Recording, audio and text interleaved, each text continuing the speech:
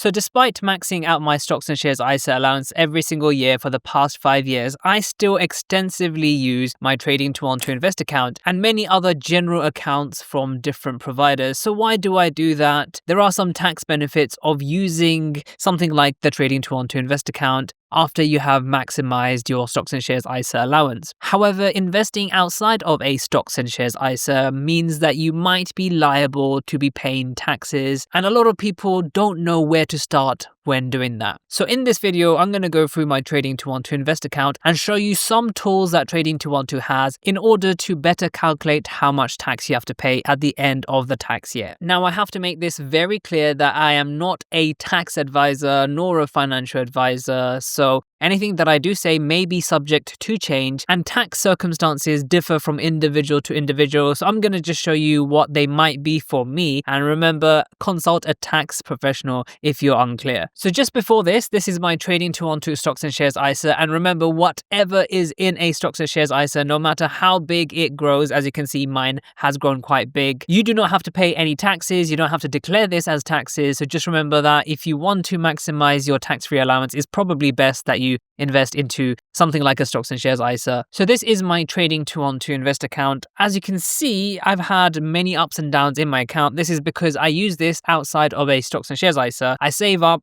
and then I take out basically £20,000 every tax year. You can see on the 1st of May 2024, I had £41,000, and then you can see straight away I took that out. Then from £15,000, I grew my portfolio all the way to £23,000, and then recently I took another bunch out, and you can see now I am left with £6,741. Like I said, I use multiple stockbrokers. I have several thousands in all of them, but I'm going to be just focusing on Trading 212, the invest account. Other brokers generally call this a general investment account. Now, if you would like to sign up to Trading 212 and receive a free fractional share worth up to £100, all you have to do is to click the link in the description box down below. Alternatively, if you've already signed up to Trading 212 in the past 10 days but have not received your free fractional share, all you have to do is to press the 3 horizontal line menu here. Scroll all the way down until you see the section Use Promo Code. And in this menu, just enter my code JUBAIR and you should receive a free fractional share. So on your Trading 212 Invest account, if again you click the 3 horizontal line menu over here and you scroll all the way down and you go into this section here called Documents. On the top, you want to go to Account Statements. There's a monthly one where you can get to your monthly statements. This is also given to you by email usually. You have the annual one. Now this is the important one. Now under here, you will see your latest annual statement that says 2024, although it really means the tax year beginning in 2024 and ending in 2025. Also down here, you have the UK self-assessment tax return guide, which will really help you fill in your self-assessment. Now, if you are a complete beginner and maybe you have invested a lot outside of a stocks and shares ISA, you might not know the first thing about how these taxes are taken away. Now, unfortunately, stockbrokers such as Trading 212 have no obligation to pass on what you've made in terms of capital gains and losses to HMRC. So there is no way any sort of automated system will happen where, it tells you how much you owe tax for HMRC. You're going to have to fill in a self-assessment form that is available on the HMRC website. Alternatively, you can use things like Tax Scouts, which I've used in the past, that will help you fill in your self-assessment form. Or like I have this year, I have an accountant which will help me do that too. Now you can do this by yourself, download this self-assessment form, and I'll show you in a bit what that looks like. I have 2 phones ready in this video to show you both screens, and that's going to be a first for me. But anyway, let's open the UK self-assessment tax return. And like I said, the tax return can be found on the HMRC website. If I can be bothered, I'll leave a link. If someone reminds me, I'll leave a link too. So when you press on this, you can see a PDF comes up. You can view this on Trading 212, or alternatively, you can download it by pressing the top right corner icon there. You can download it onto your device or even your computer and view it there. So like I said, this is by no means tax advice. Trading 212 just gives this as a guide to help you fill in your self-assessment tax form. Also, HMRC may make changes to the tax form, so do bear that in mind, please. So the second page goes through profits and losses. So for example, one of the ways that you might have to pay tax on your self-assessment is if you've made capital gains in excess of £3,000. Now, capital gains is the overall gain that you make. So let's say, for example, you make £1,000 profit selling Apple shares, and then you make a loss of another £1,000. Those two cancel out. So you can make a £10,000 profit gain, for example, and then if you made a £7,000 loss, then that will offset each other, and your capital gain for that year, for that example, would be £3,000. Even though you don't have to pay tax, you still might have to fill in your self-assessment form. There may be other reasons as to why you fill in your self-assessment form. If you are a company director, for example, or earn above, I believe, £120,000 a year, you have to fill in a self-assessment form anyway. So like I said, with the stocks and shares ISA, it doesn't matter how many disposals you have, how many buys and sells you have, you don't have to declare that. It is tax-free. But you can see they have references to the form, for example, form SA 108 box 23, and they tell you which bit from the statement that you should be reporting. So like I said, you can use this as a guide, but only a guide. This will help you fill in your self-assessment form. So now on my second phone, I've just gone into the HMRC website, as you can see. So now on my second phone, I've gone into the HMRC website. You're going to have to download the self-assessment capital gain summary. That's the SA 108 form.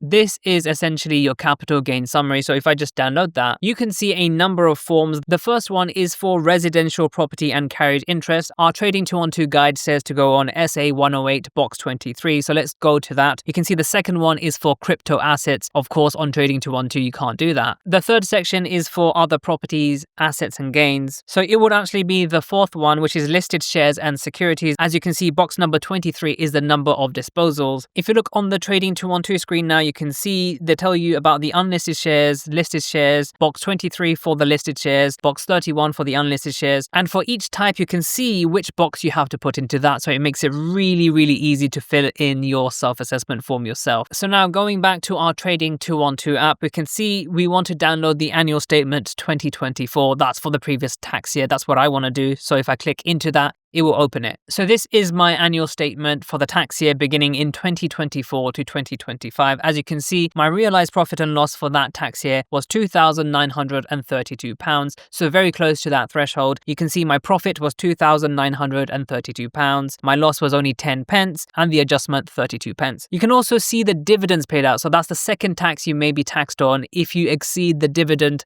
tax threshold, which currently sits at £500, although that can always change. You can see I've received £215 in dividends. Do bear in mind, if this is your self-assessment and you have dividends from other companies, if you are a director of a company and things like that, you do have to declare everything, not just from what you've invested on Trading 212. It will also show you your unrealized profit and loss, but for the purposes of the self-assessment form, you're not going to require that because any unrealized gain or profit is not taxable until you sell. It's interesting because in this document, you can see the FX fees you've paid throughout the year and also payment fees and how many disposals you've had. I've been a very busy bee with 153 disposals. Again, it shows you your profit and loss here. As you can see, equities, which are stocks and shares. You can have UK ETFs, non-UK ETFs, reporting and non-reporting here. You can also see all your open positions. So this is a snapshot in time. Of course, my portfolio looks very different to that. This ends on the tax year ending 2025. That's why I have all these companies listed here that I don't actually still own, but you can see your unrealized profit and loss here. Now you can also see all of your sell trades here and the profit and loss from that, which is really, really good. Other brokers don't really make it easy to do that. But yeah, I've been a very, very busy bee. As you can see, loads of buys and sells, and that's one of the reasons as to why I have a high profit and loss. I was especially busy with the S&P 500. It was just a bit of fun for me, but it's also a way that I've personally been able to max out my ISA every year, is to make as much capital gains as possible